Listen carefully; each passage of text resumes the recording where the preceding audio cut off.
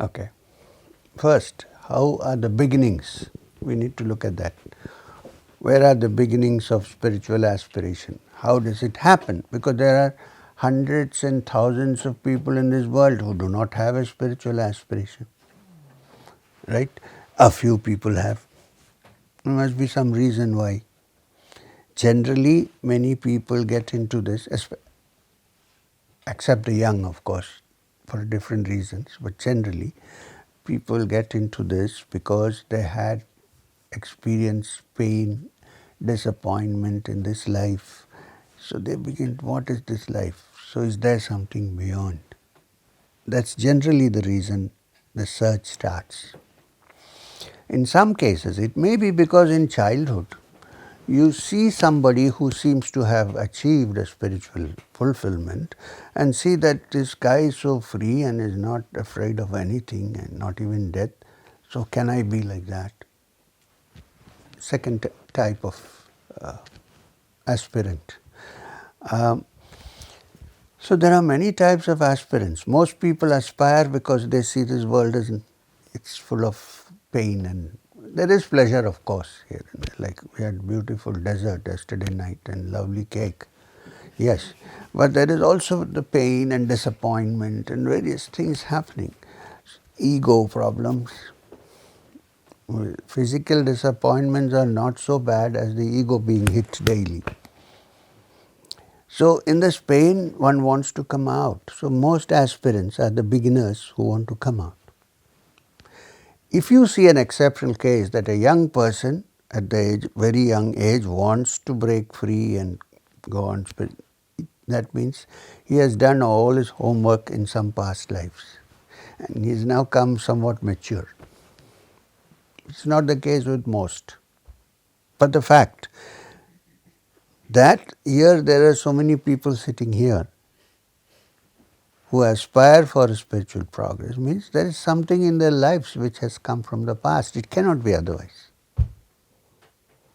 It may not be linked with me, maybe, maybe not, but at least there's something in their lives which has brought them here together. It's not normal. It's not normal. And in different people may be different reasons, but there is something. So this is how the aspirant begins. Now you said it takes a long time. That depends. You cannot put a complete statement that it will take a long time. It may happen in a day, it may happen in a minute, it may take a long time, which depends on various factors, including your past lives. So we can't fix this and say it will take. Yes, you're right. In general, it will take a long time because most of us are caught up in various things and we cannot free ourselves from it. That is true. But while practicing, we should not think in our minds that it is going to take a long time. We should have this positive idea that it can happen today or tomorrow. Why? Why should it take? Who knows who you are actually? Maybe you're a yogi who has come now in this life. How do you know? You don't know. So leave it that. I don't know. But let me put my effort into it. And don't discourage yourself by saying, oh, it's going to take a very long time. It may happen quickly. And if you're a good person and a simple person and you're going forward, surely you will reach the goal. So what was the other question connected to this which you asked me? Well, just that how does a mature practitioner look like? So, when you say a mature practitioner, which means the person has walked on the spiritual path for some time and he has begun to lose too much interest in outer things and his mind has become stable. In the Gita, it's defined as Sthita Prajna. Neither is he accelerated and excited when something good happens, nor does he fall down to deep levels of depression when something not good happens. His mind is always level under all circumstances. That doesn't mean he's a dead body. He is very alive. The other day, a young girl asked me, "In that case, it's like a dead body." I said, "No. Do I look like a dead body to you?" So the thing is to keep balance. A mature spiritual practitioner's mind would be balanced under all circumstances. He takes cool decisions. And he dares to walk on paths which normally people don't even dare to go on. These are some, and one thing, the level or the degree of hatred of other human beings becomes minimum. It disappears. I don't think anyone could have spiritually progressed who doesn't have love and affection and compassion for others. That is the criteria. Not if you can walk on water and fly in the air, whether your mind has become less self-centered. So, physical appearance, you can't say who is what. But even in physical appearance, you can somehow make out a little bit because the person seems to be enjoying something secretly while he is still doing things. This is one of the signs. And therefore, a mature practitioner is full of compassion to others. Compassion mainly because he sees that others haven't found the treasure which I have found. So how can I bring them into that? This is the compassion. But if he behaves in strange ways, you should neither imitate him nor try to find some excuse for it. There might be something which you don't understand because of which he is acting that way. This is also possible. And never imitate the teacher. Maheshwarnath Babaji taught me that lesson. He said, "Don't imitate me. I walk barefoot in the glacier, you will get pneumonia. Don't imitate me." That's not the way. And a spiritual being is created from a human being in different ways. Swami Vivekananda was the closest disciple of Ramakrishna, but he did not imitate him in any way, except internally. So don't imitate a spiritual teacher, rather learn what is being taught.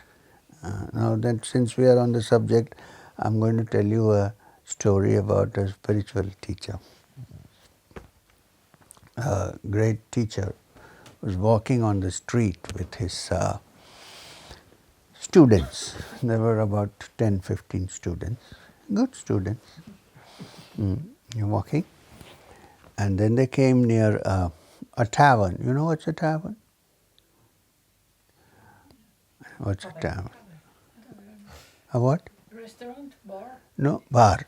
Yes. Bar. So in those days it's called a tavern where they have wine. Yeah. So he came near the tavern and he was going, and his disciples are also following him. So the owner of the bar was outside because he knows he is a great man. So he said, "Sir, will you step into my tavern?" And the master said, "But are you inviting me?" He said, "Yes." "Okay." He said, and stepped into the tavern and sat down. And the disciples also went and sat down behind him. And then he asked him, "What have you got to give me? I have come here, holy man.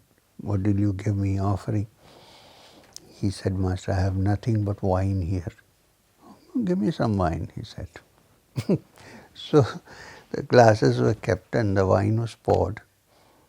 So the disciples behind whispered, they said, "Hey, good chance, Master is having wine." So let's have. So many glasses were put up and Master had wine. Master had one wine. They had many at the back. And then the Master walked out of the tavern, blessing him. The disciples also came out, but I won't say that they walked out because they had so many glasses of wine They were moving like a snake, not straight. So, anyway, they came out. And then they walked further up and they came to a foundry. You know what is a foundry? Foundry. Foundry is a place where metal is melted. Metal, like lead was being melted to make something, whatever.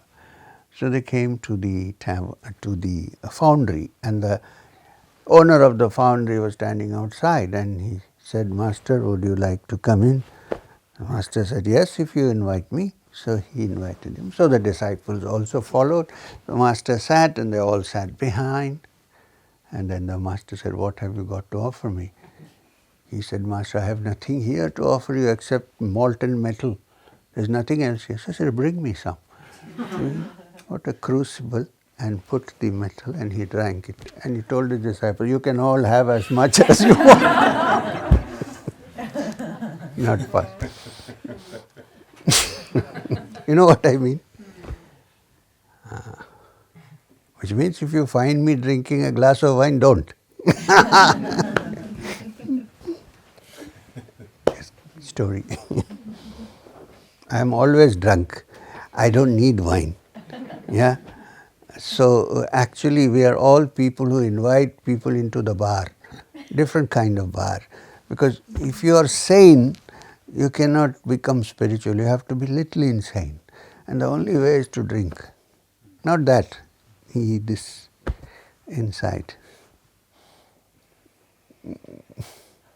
You see this world, today's world is because of the result of 1,000 years of sanity. If you want a different world, you have to be slightly insane. Mm-hmm.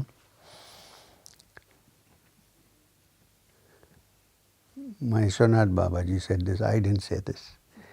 He said, "What you see this world?" I said, "It's crazy." He said, "No, this is the result of 1,000 years of sanity." So he said, "What do I do?" So be insane.